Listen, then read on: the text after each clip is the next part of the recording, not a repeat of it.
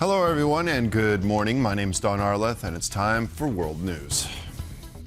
The Lithuanian government announced on Tuesday that it had introduced a state of emergency in the country due to violations of its airspace by smuggling balloons launched from the territory of Belarus.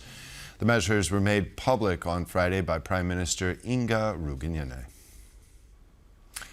The Lithuanian Ministry of Internal Affairs said that this year alone there have been around 600 recorded cases of violations of its airspace by smuggling balloons from Belarus and 197 drones.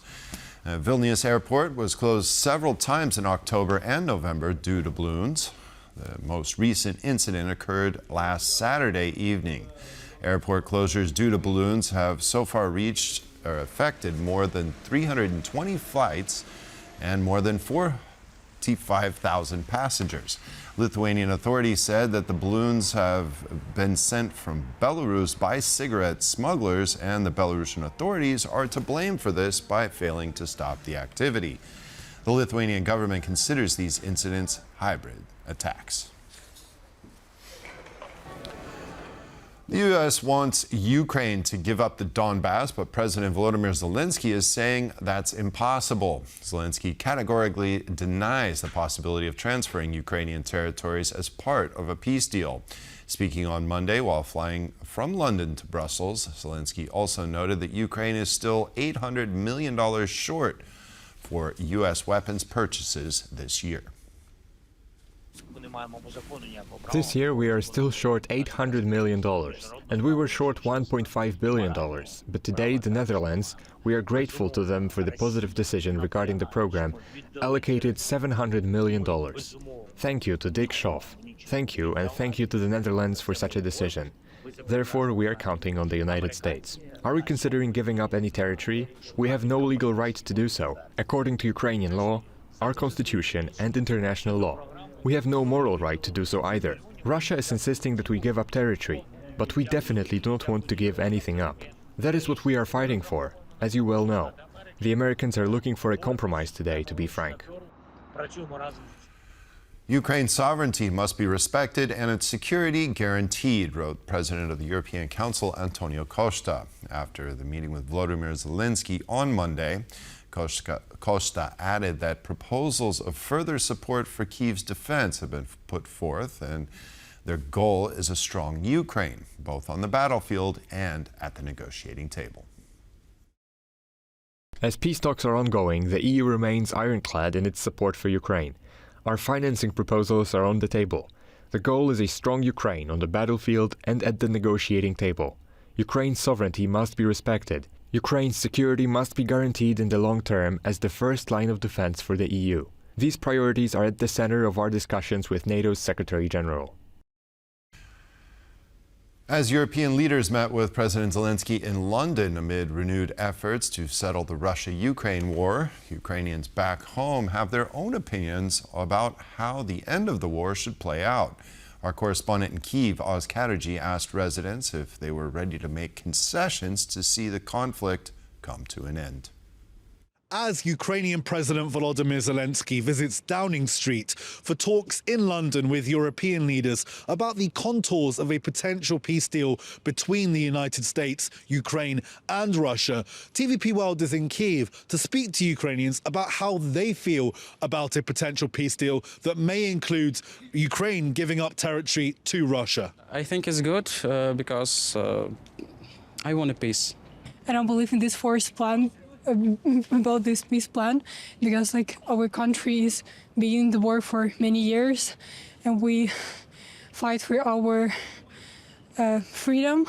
So to give Russia our territories, I don't think that's a good idea. Territory question of recognizing it of Donetsk region and Luhansk region and Crimea of part of Russia, it's the most problematic part of talks because we still have like 30 or 20, as far as I remember, % of that territory where Ukrainians still live, where people want to be with Ukraine, and I think that there can be not even talks about this. If we give them something, and USA and then other countries now helping again after.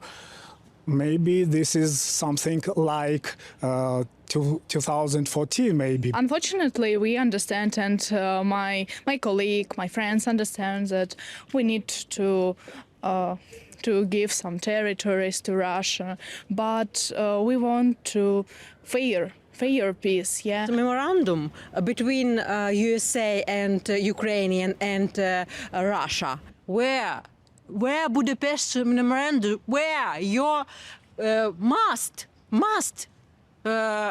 protect Ukraine, must.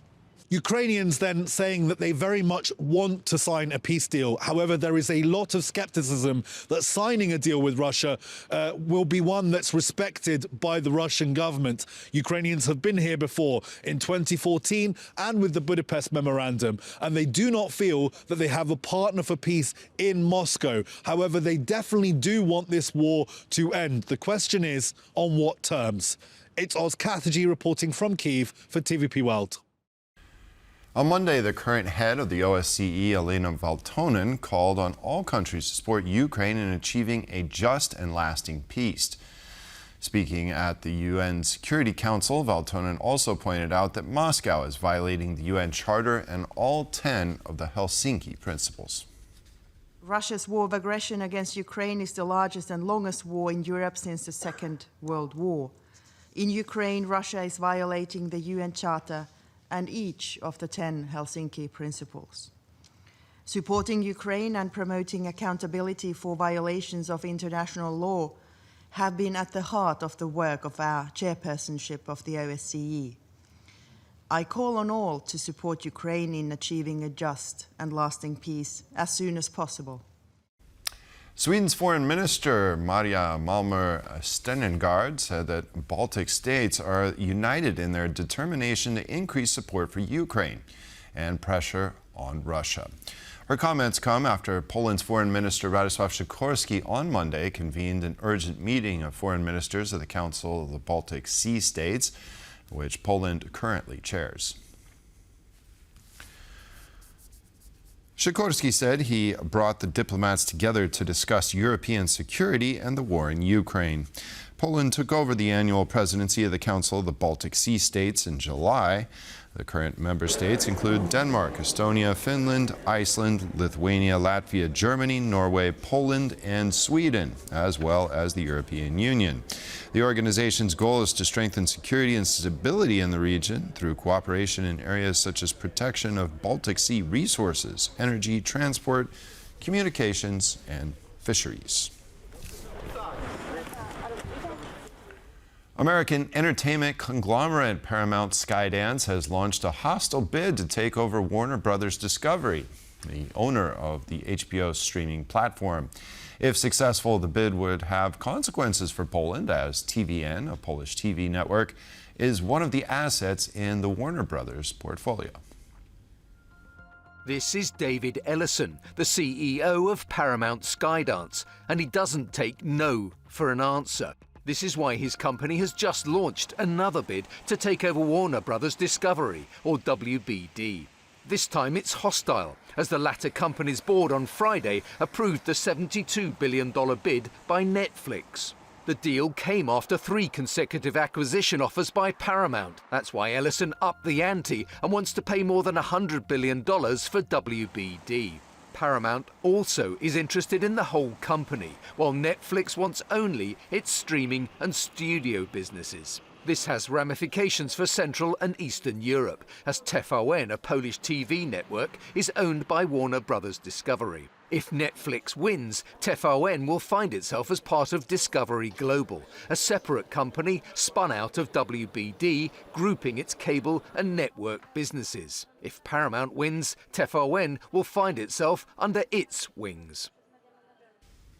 Donald Trump said on Monday that he'll have to see what percentage of the market Netflix and Paramount will have before deciding whether their purchase of Warner Bros. Discovery violates anti-monopoly laws. His comment comes after Paramount launched a hostile takeover offer for the company, backed by a group of investors, including Donald Trump's son-in-law, Jared Kushner. I know the companies very well. I know what they're doing, but I have to see what percentage of market they have. We have to see the Netflix percentage of market, Paramount, the percentage of market. I mean, none of them are particularly great friends of mine. You know, I want to do what's right. Fitch Ratings Agency has cut Hungary's outlook from stable to negative while keeping the country's rating at the same level. Fitch cited sluggish economic growth and deteriorating finances as reasons behind the change. Hungary's economy has had trouble picking up, with virtually no change in output in 2 years. One of the reasons for that is weak performance from Hungary's main trading partners. Another, sluggish uptake of EU funds. At the same time, Hungary's finances are not in good shape. The country is going to run a deficit of 5% of GDP this and next year. Economists do not expect this figure to drop, as the country is heading into a general election in 2026. Fitch joined other big agencies in cutting Hungary's outlook to negative. Moody's did so last year, while S&P followed suit in April. Farmers on the island of Crete clashed with riot police on Monday over delayed European subsidies. The protests, which are growing more and more tense with every hour, reached the vicinity of the island's 2 international airports. A group of angry farmers armed and attacked police with stones and rocks and damaged vehicles deployed to block access to the airports.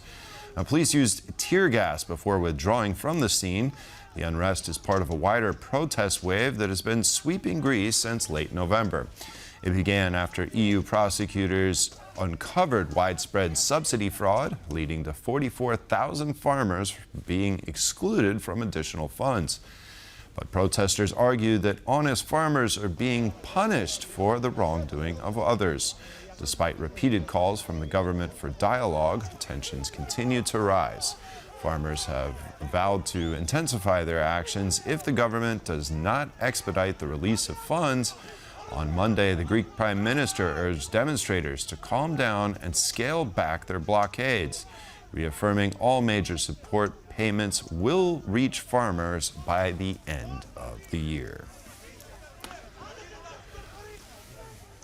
John Lennon fans gathered in New York on Monday to mark the 45th anniversary of his death. The iconic musician's life was cut short at the age of 40, leaving millions of fans around the world mourning their beloved idol.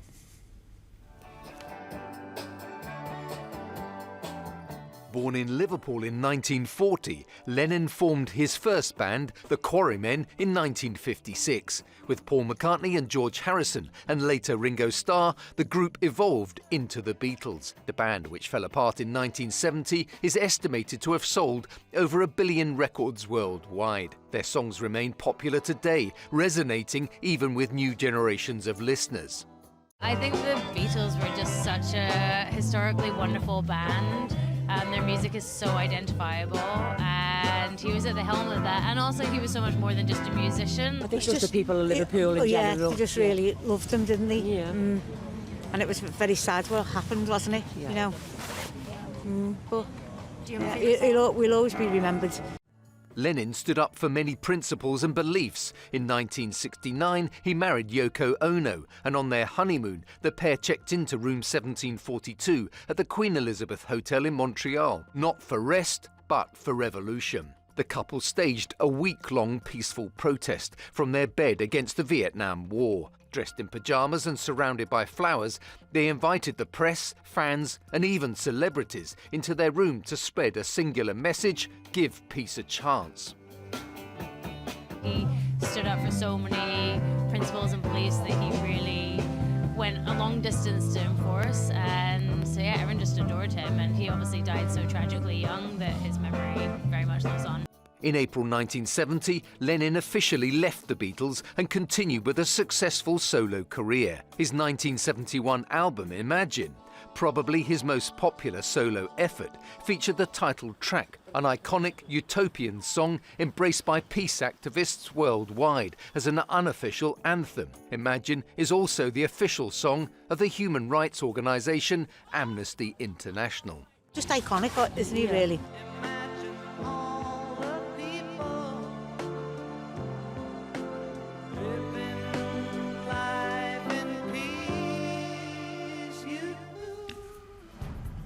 And that's all the time we have here on World News. Thanks for joining us, and stay with us for more here on TVP World.